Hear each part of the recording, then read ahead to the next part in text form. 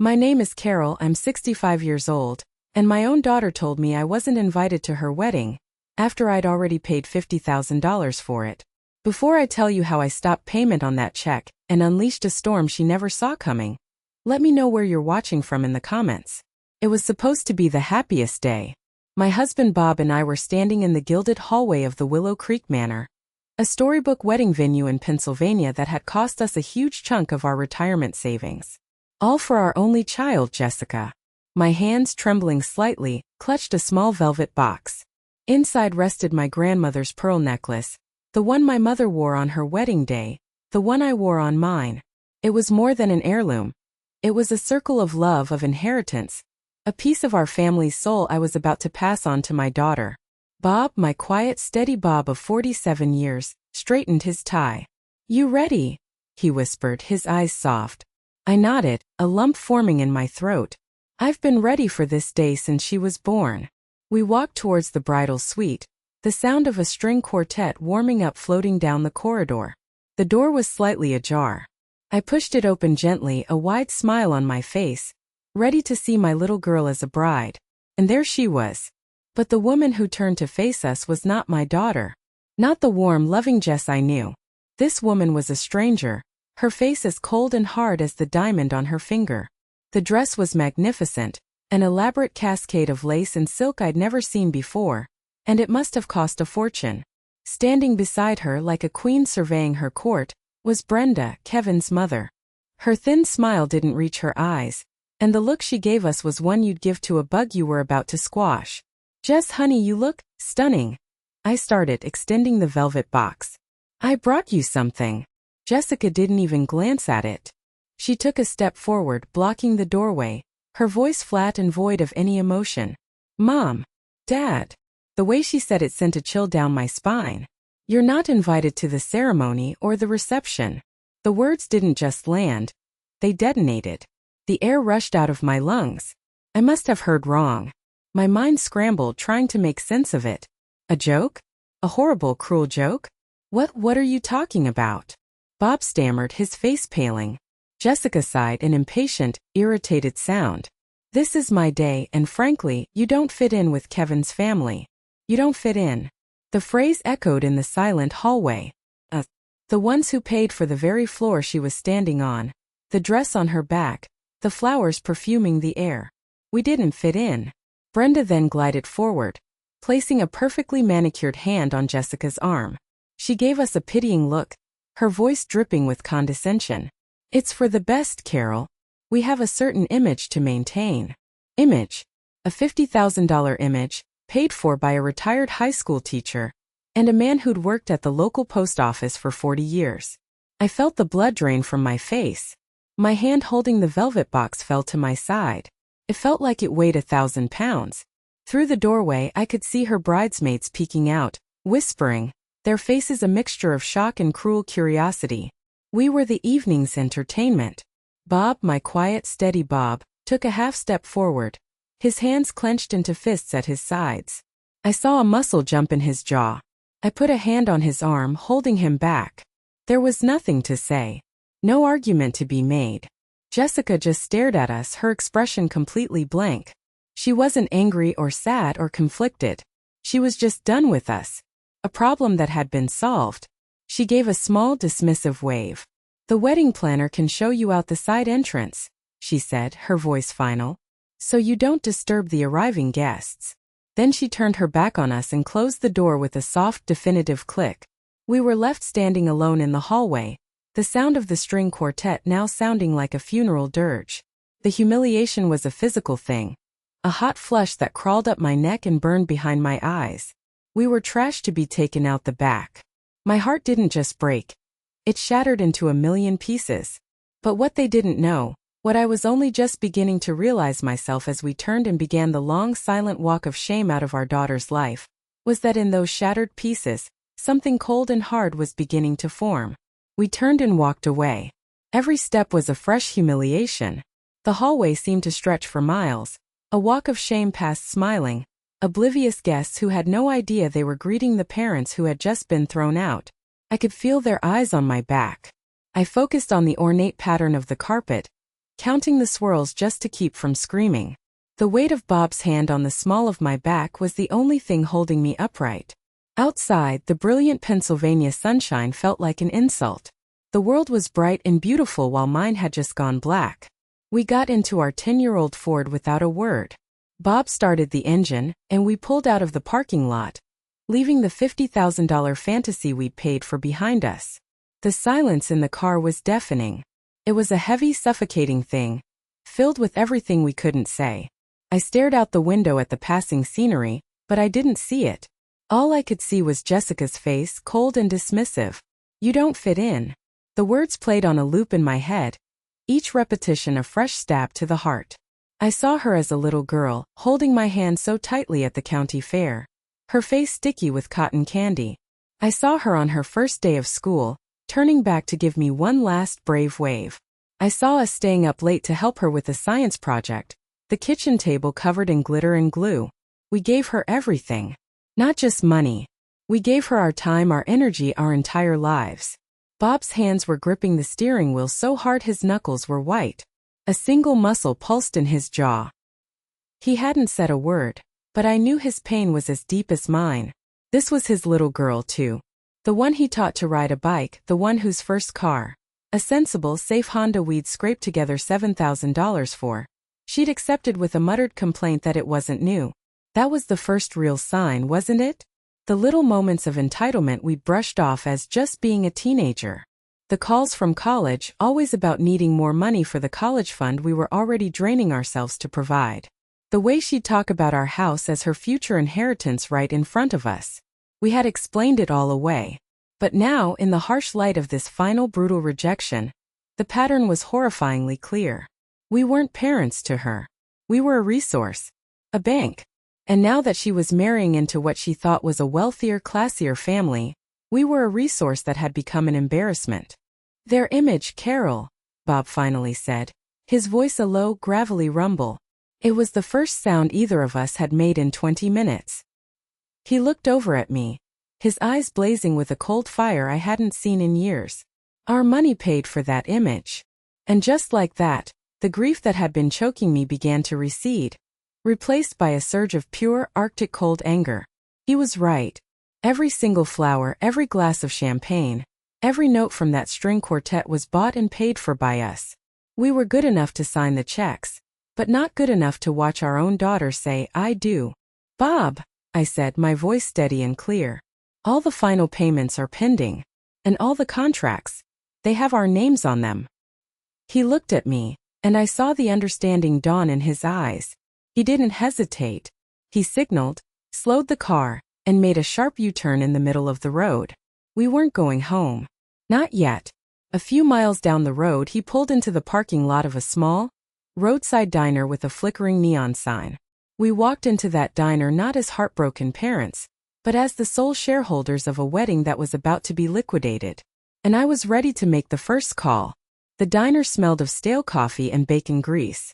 We slid into a worn vinyl booth in the back corner, the kind that had probably seen 1,000 stories sadder than ours. But I didn't feel sad anymore. I felt focused. Bob ordered 2 black coffees. While we waited, I pulled a thin folder from my purse. I'm a planner. I had copies of every contract, every invoice, every payment schedule. Jessica used to mock my meticulousness. Today it was going to be her undoing. The coffees arrived. I took a sip. It was bitter and hot, and it felt like fuel. I looked at Bob. He simply nodded. My first call was to the catering manager, a man named George I'd spoken with a dozen times. He answered cheerfully. "Mrs. Miller, I hope you're enjoying the party." My voice was calm, level, and utterly devoid of warmth. "George, this is Carol Miller. I am the signatory on contract number 754. I am invoking the cancellation clause." "What? Cancellation? The event is happening right now. My staff is serving appetizers as we speak. And they will stop," I said, my voice like ice. "The contract states the final 70% of your payment is due upon completion of services. If your staff serves one more appetizer, consider the contract breached and that final payment void. We will see you in court." There was sputtering, shouting, threats of his own lawyer. I didn't care. "Pack up your things, George. Your service is concluded. I hung up. Next, Bob called the band leader. Same message. The photographer. Same message. We were a well-oiled machine of destruction. With every call, I felt a piece of my dignity returning. The masterstroke was the venue itself. We couldn't just cancel it. But I knew from the contract that we, as the payers, were ultimately responsible for the safety and security of the event. I called the venue manager. Hi, this is Carol Miller, I said, injecting a note of panic into my voice. We've just been made aware of a serious financial dispute with one of the third-party vendors. My husband is concerned it could create a hostile situation at the reception. For the safety of the guests, we must insist you close the main reception hall after the ceremony. Our lawyer has advised us that liability could be a major issue. It was a stretch, but the mention of a lawyer and liability did the trick. The manager, not wanting any trouble, reluctantly agreed to shut down the main ballroom, citing a sudden electrical issue for safety reasons. Within 20 minutes, my phone began to melt down. It was the wedding planner. Carol, what is going on? The caterer is packing up. They're saying you canceled. I let it go to voicemail. Then a text from Jessica. Mom, what did you do? Another one. Answer your phone. And another. The caterer is leaving.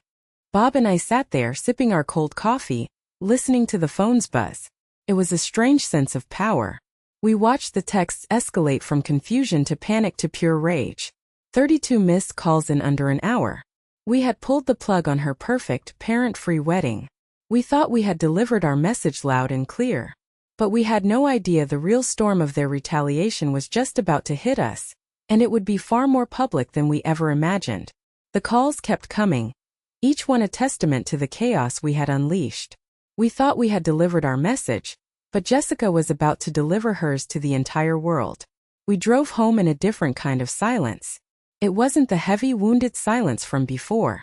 It was the quiet, resolute calm after a necessary storm. We had taken back our power, our money, and our self-respect. We ignored the incessant buzzing of our phones, turned them on silent, and when we got home, I put them in a drawer in the kitchen. For the first time all day there was peace. Or so I thought. The next morning, the peace was shattered by a phone call to our landline. It was my younger sister, Diane. Her voice was tight with a strange mix of pity and accusation. Carol, have you been on Facebook? No, Diane, you know I barely used that thing, I said, my heart suddenly beginning to pound. Why? You just need to look. I hung up, a sense of dread coiling in my stomach. I walked over to our old desktop computer, my fingers feeling clumsy as I typed in my password, and there it was, at the very top of my news feed. It was a post from Jessica. The picture was a professional-looking shot of her, sitting on a couch in her wedding dress, tears glistening on her cheeks, looking utterly heartbroken. The caption, however, was a masterpiece of fiction. She wrote about her perfect day, tragically ruined by her controlling and emotionally volatile parents. She claimed we had become enraged over a minor seating arrangement misunderstanding and had thrown a narcissistic tantrum. She wrote, and I quote, "In an act of unbelievable cruelty, my parents, who I love so dearly, decided to punish me by pulling all the funding, turning my dream into a nightmare. They couldn't stand it when the day wasn't all about them. We are devastated, but our love is strong. Please send prayers." I felt like I'd been punched in the gut. I scrolled down, my vision blurring. The comments. Oh God, the comments. From my neighbor of 20 years. Carol, I am shocked. I never thought you'd be so cruel. From a cousin in Florida. That's just monstrous. Poor Jessica. From a woman in my book club. Some people should never be parents. Disgusting. Hundreds of them. Friends, family, neighbors, even strangers, all rallying around my poor, victimized daughter and vilifying us. She had taken our private pain and twisted it into a public spectacle, painting us as the villains in a story we had paid for. It was a character assassination, executed with cold, calculated precision. She had learned how to manipulate people, and she was good at it. This was a different kind of pain. The rejection at the wedding had been a knife to the heart. This was a slow public stoning. She hadn't just thrown us out of her wedding. She was now trying to throw us out of our own community, to poison the well of our entire lives. Bob came up behind me and put his hands on my shoulders. He read the post over my head, and I felt his hands tighten. He didn't say a word. He just stood there, radiating a quiet, dangerous fury. The lie was so perfect, so believable to anyone who didn't know the truth. We were the older, out-of-touch parents. She was the young, innocent bride. It was a narrative as old as time, and she was using it to destroy us. She hadn't just uninvited us from her wedding. She had uninvited us from our own lives, turning everyone we knew against us with a single calculated lie. And that's when I knew this was no longer just about a ruined wedding. This was war. That Facebook post was a cruel gift. It ripped the blinders from my eyes and forced me to see the truth I had spent 28 years avoiding. This monster, this manipulative stranger who had slandered us to the world, she didn't just appear on her wedding day. We had built her, piece by piece, with every excused behavior and every blank check. That post didn't come from nowhere. It was the final chapter in a book she'd been writing for years.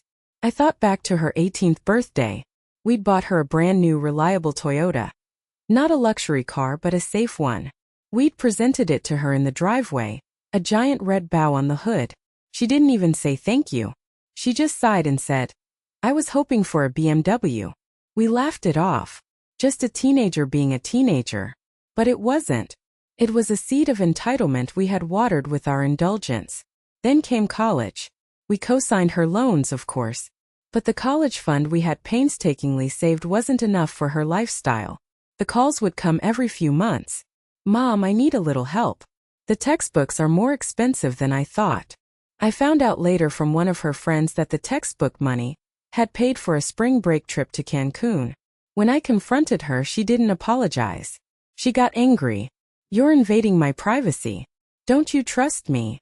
And like a fool, I backed down. I chose a fragile peace over a necessary confrontation.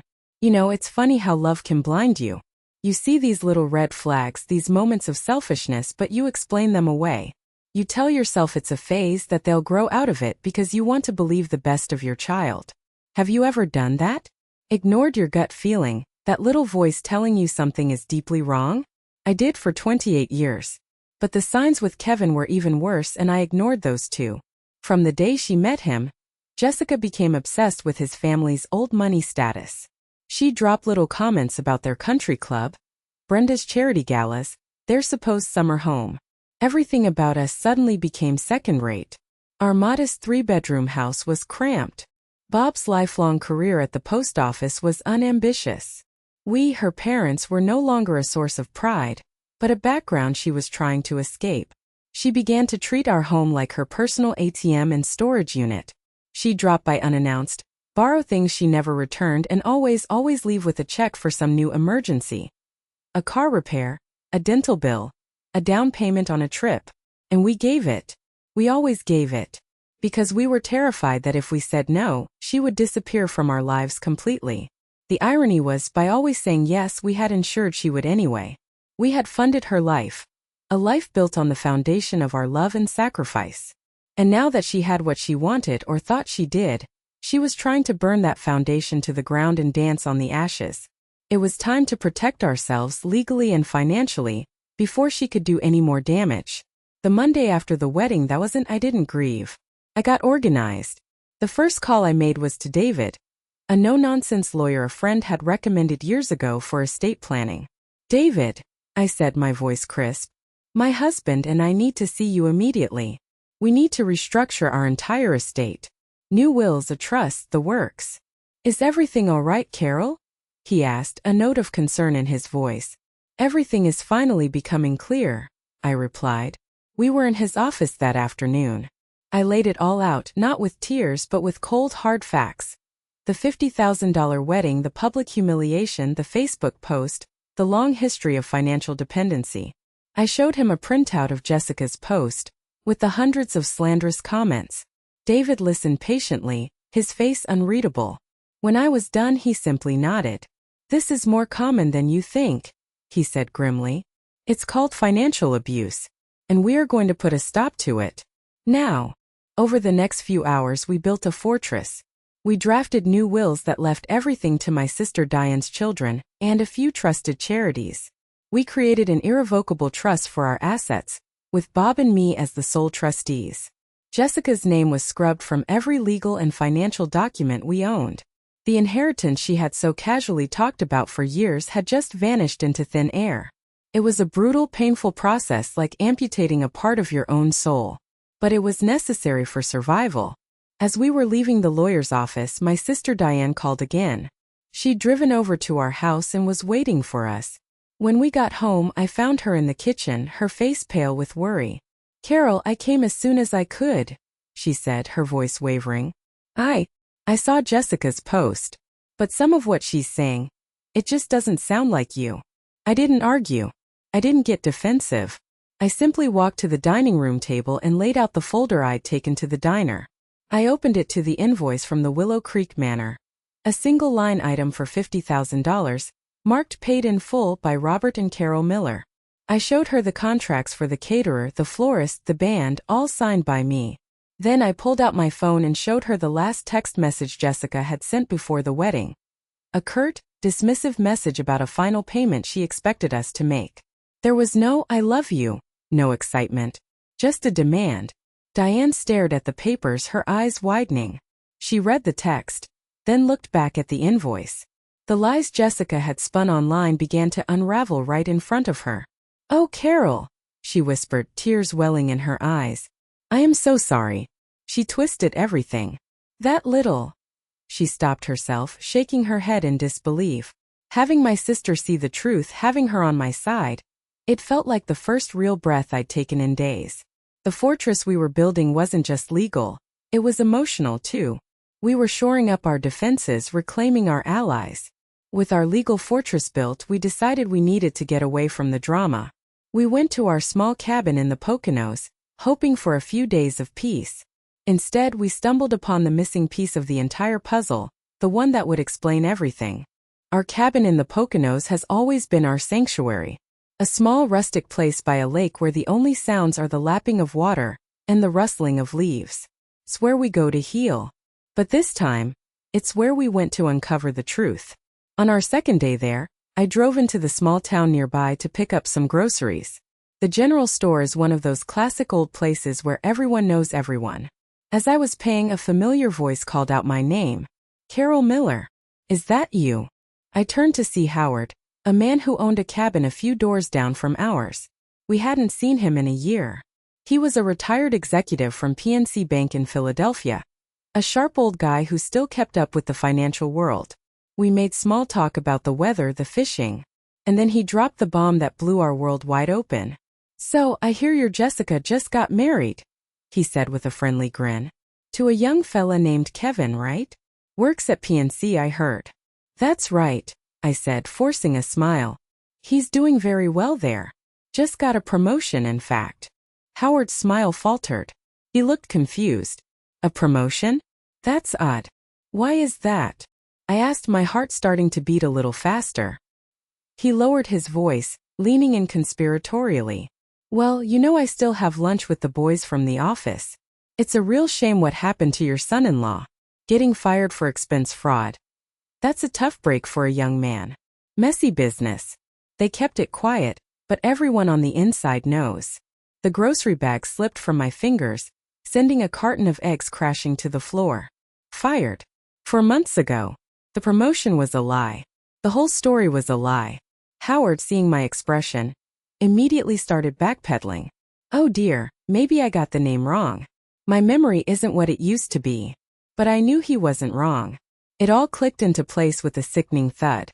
The sudden rush to get married. The insistence on such an extravagant wedding. The desperation to keep us, with our sensible questions and middle-class skepticism, at arm's length. That night, back at the cabin, I used our spotty internet connection to do some digging. It wasn't hard to find. I couldn't find proof of the firing, but I found something else. I searched public property records. The old Money Reynolds family home, the one Brenda was so proud of, had been refinanced 3 times in the last 5 years. There was a notice of default from 8 months prior. They weren't wealthy. They were drowning in debt. The whole wedding wasn't a celebration of love. It was a lie. A desperate, high-stakes performance to snag a rich wife before their world imploded. The rich wife they thought was my daughter, whose parents had a healthy retirement fund and a paid-off house. That's why we were a threat. Our presence, our questions could have unraveled their whole charade. And now I understood why they were so desperate to get us the real source of the money out of the picture. They needed our cash, but they couldn't risk us discovering their con. My daughter hadn't just been cruel. She had been a willing accomplice in a massive financial deception. We finally had the truth. And just as we were processing it all, my phone, which I'd finally turned back on, rang. It was an unknown number, but my gut told me exactly who it was. The hunter had become the hunted. I let the phone ring 4 times before answering. I needed to compose myself. My heart was hammering against my ribs, a frantic drumbeat of anger and adrenaline. I took a deep breath and swiped to answer. Hello, Carol? It's Kevin. His voice was smooth, practiced, the kind of voice that could sell snow to an Eskimo. There was no hint of the chaos from the wedding, just a calm, almost friendly tone. I'm so glad I reached you. I think there's been a terrible misunderstanding. I almost laughed. A misunderstanding? That's what they called a $50,000 con now. I don't think there's been any misunderstanding at all, Kevin, I said, my voice as cold as the lake outside. He faltered for a second, the polished veneer cracking just a little. Look, I know feelings were hurt. Weddings are stressful. Brenda can be a lot. And Jessica was just overwhelmed. We really want to make this right. We've been trying to call. Save it. I cut him off. I know you were fired from PNC 4 months ago for fraud. And I know your family is broke. The silence on the other end of the line was the most satisfying sound I had ever heard. It stretched for a full 10 seconds. I could almost hear the gears grinding in his head as he tried to figure out how I knew. How his perfect plan had gone so wrong. When he finally spoke, the smoothness was gone. His voice was thin, desperate. How did you find out? That doesn't matter, I said, pressing my advantage. What matters is that you and Jessica lied to us. You took our money under false pretenses and planned to humiliate us from the start. It wasn't like that, he pleaded. We just needed a fresh start. I have a new job lined up, a great salary, but it doesn't start for a few months. We're in a temporary jam. And there it was. The real reason for the call. We need help, Carol, he said, his voice dropping to a conspiratorial whisper. Just a loan. $25,000. To tide us over. You'll get it all back, I swear. $25,000. The sheer audacity of it left me speechless. He and my daughter conspired to defraud us, publicly humiliate us, slander our name, and now he was calling to ask for more money. It was the call of a cornered rat. Where's Jessica? I asked, my voice flat. Why isn't she on this call? She's too upset to talk, he stammered. She feels terrible about all this. I knew he was lying. She wasn't upset. She was probably in the room with him, coaching him on what to say. Put my daughter on the phone, Kevin. I can't. She's not here. Then this conversation is over, I said. The power I felt in that moment was immense. It was the power of truth, the power of no longer being a victim. Wait, Carol, please, he begged, his voice cracking. You don't understand. We really need the money. There are people we have to pay. That sounds like your problem, not mine, I said. Don't ever call this number again. And I hung up. My hand was trembling, but not with fear or sadness. It was trembling with a righteous fury. He had tried to play me for a fool, for a walking, talking ATM. But the bank was closed. Permanently. But the next person to show up at my door would be the one I never thought I'd have to be strong against. My own daughter. And her desperation would make Kevin's look like child's play. 2 days passed in a tense quiet. We returned home from the Poconos, the truth sitting between us like a block of ice. We didn't talk about what to do next. We were waiting. We knew the final act of this tragedy was yet to play out. It happened on a Tuesday afternoon. The doorbell rang, a sharp, frantic chime. I looked through the peephole and my stomach dropped. It was Jessica. She looked like she'd been through a war. Her hair was a mess, her eyes were red and puffy, and she was wearing the same clothes I'd seen her in on Facebook 2 days ago. I opened the door. She didn't wait for an invitation. She pushed past me into the entryway, her whole body vibrating with a furious energy. She wasn't here to apologize. She was here to attack. How could you? she shrieked, her voice raw and ragged. Kevin told me everything. He called you, begging for help, and you hung up on him. You just sat there and let this happen. Let what happen, Jessica? I asked, my voice dangerously quiet. Let the consequences of your actions finally catch up with you? Consequences? She laughed, a wild, unhinged sound. You destroyed my life. Because of you, Kevin is gone. Felt like a physical blow. Gone? What are you talking about? He left me. This morning. He said he couldn't handle the pressure. That you had ruined everything. He packed a bag and he's gone. And it's all your fault. She was actually blaming me. Blaming me for her con artist husband leaving her. The delusion was staggering. The argument that followed was the ugliest of my life. It was years of resentment, lies, and entitlement boiling over in my living room. I told her I knew everything. About Kevin being fired. About his family's mountain of debt. About the entire wedding being a scam. She denied it all. She called me a liar, a jealous, bitter old woman who couldn't stand to see her happy. You never wanted me to have better than you did, she screamed, her face twisted with rage. You wanted me to stay stuck here, in this pathetic little town, in this pathetic little house. That was the moment something inside me finally snapped. 47 years of love and sacrifice curdled into pure, unadulterated rage. This pathetic little house? I repeated, my voice shaking. This pathetic little house that you were planning to inherit? The house that paid for your car, your education, your $50,000 sham of a wedding? You ungrateful child. You stood there and let that woman insult us, and you threw us out like trash. You slandered us to everyone we know. And you have the gall to stand here and blame me for the fact that your grifter husband finally ran out of road. The truth hit her like a physical slap. Her face crumpled, the anger momentarily replaced by shock. But it didn't last. I hate you, she whispered, her eyes filled with a venom that terrified me. I wish I was never born. I hate you. She turned and ran, slamming the front door so hard a picture frame fell off the wall and shattered on the floor. I watched her car speed away, tires squealing as she tore down the street. I was convinced that this was it. The final break. The point of no return. I had lost my daughter forever. That night I cried myself to sleep, a deep wrenching grief that felt like a death. But what happened the next morning was something I could never have predicted. At 7 a.m. my doorbell rang. I opened it, my heart pounding, expecting the police or worse. Instead, I saw Jessica, slumped on my porch steps, surrounded by suitcases, her face a mask of utter devastation. She looked up at me, her eyes empty.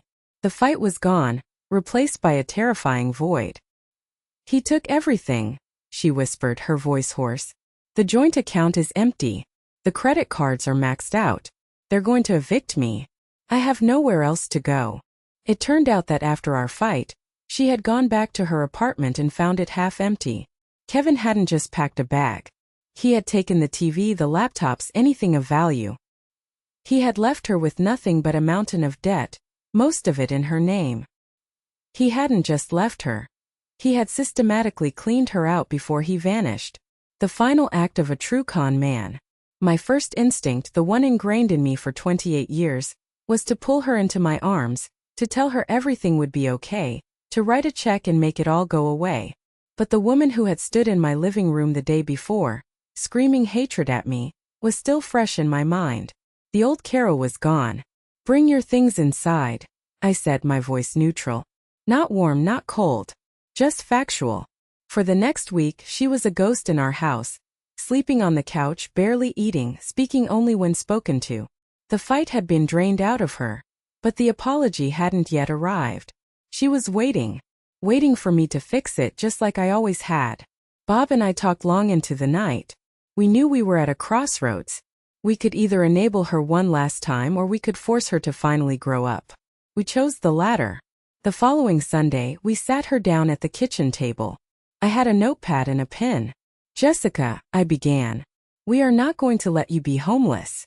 But things are going to be different now. This is not a rescue. This is a reset. I laid out the terms. She could stay in the guest room. She had 30 days to find a job. Any job. She would pay us $200 a month in rent. She would be responsible for her own food, her own phone bill, her own car insurance. And she would attend financial counseling to deal with the debt, and she would go to therapy with me. No negotiation. She stared at me, her mouth open in disbelief. Rent? You're going to charge me rent? Yes, I said firmly. This is the real world, Jessica. It's time you joined it. The first few months were hell. It was a constant battle of wills. She complained about having to take the bus because she couldn't afford gas. She chafed at having to buy her own groceries instead of eating ours. She hated the budget we forced her to create. It was the slow, painful detox from a lifetime of entitlement. The biggest crisis came about 2 months in. I noticed a charge on my credit card statement for a $200 designer handbag. I knew instantly. I confronted her and she lied to my face, claiming my card must have been stolen. But when I threatened to call the police and file a fraud report, she broke down. She had memorized my card number years ago. The fight we had that night was quiet but brutal. I told her she had one last chance. One more lie, one more act of disrespect, and she was out. For good. The terror in her eyes told me she finally understood I wasn't bluffing. It was a horrible, necessary moment. We had to be willing to lose her in order to save her. She got a job as a receptionist at a local real estate office. The salary was modest, far from the glamorous life she'd envisioned. But it was a start. She started paying her small rent on time. She went to her counseling sessions. Slowly, painfully, like a patient learning to walk again after a terrible accident, she began to take her first wobbly steps into adulthood. It was a daily battle, fighting my old instincts to want to solve her problems and her old instincts to expect it. There were many days I thought it would never work, that the damage was too deep. But then Thanksgiving came and with it, a turning point I never expected. By late November, Jessica had been out of our house for a month. She'd found a tiny one-bedroom apartment above a pizzeria that always smelled of garlic. It wasn't glamorous, but it was hers. She was paying for it with her own money. It was the first thing in her adult life that we hadn't handed to her. She called us a week before Thanksgiving, her voice hesitant. I know it's a long shot, she said, and I'll totally understand if you say no, but I was wondering if I could host Thanksgiving this year. At my place. I was floored. Jessica had never cooked a meal more complicated than macaroni and cheese in her life. You want to cook the whole dinner? I asked, trying to keep the surprise out of my voice. I want to try, she said quietly. I want to do something for you guys for a change. So on Thanksgiving Day, Bob and I drove to her little apartment, carrying nothing but a bottle of wine. The place was small, but it was spotless. The table was set with mismatched dishes from a thrift store, but it was set with care. The meal wasn't perfect. The turkey was a little dry, the mashed potatoes were a bit lumpy, and she'd forgotten the dinner rolls. But she had made it all. She had planned, shopped, and cooked for days. As we ate, she talked about her job, about her budget, about a funny thing that happened on the bus. She was talking about a life she was actually living, not one she was pretending to have. After dinner, as we were drinking coffee, she slid a small, handmade card across the table. It wasn't fancy, just a piece of folded construction paper. I opened it. Inside, in her familiar, loopy handwriting, it said, Mom and Dad, there aren't words to say how sorry I am for the person I was. Thank you for not giving up on me, but thank you more for not rescuing me. Thank you for teaching me how to stand up after you let me fall. I'm sorry it took me so long to learn. I'm working every day to be a daughter you can be proud of. I read it twice, the words blurring through my tears. I looked up at her and she was crying too. Not the manipulative tears from her wedding day, but quiet, genuine tears of regret and gratitude. We are already proud of you, honey, Bob said, his voice thick with emotion. And he was right. Our relationship isn't what it used to be. It's not the easy codependent bond of the past. It's quieter, more careful. It's being rebuilt, slowly, on a foundation of respect and honesty. It's harder in some ways, but it's real. Healing isn't about erasing the scars. It's about learning to live with them and choosing to build something better from the wreckage. It's not a fairy tale ending. It's a real-life beginning. Thank you so much for listening to my story. It wasn't easy to share, but I felt like I had to. I'd love to hear from you in the comments. Have you ever had to make an impossibly tough choice with a loved one to help them find their way? Your stories and your wisdom matter. If my story resonated with you, please give this video a like. and consider subscribing for more stories about life, love, and the hard-won battles that make us who we are.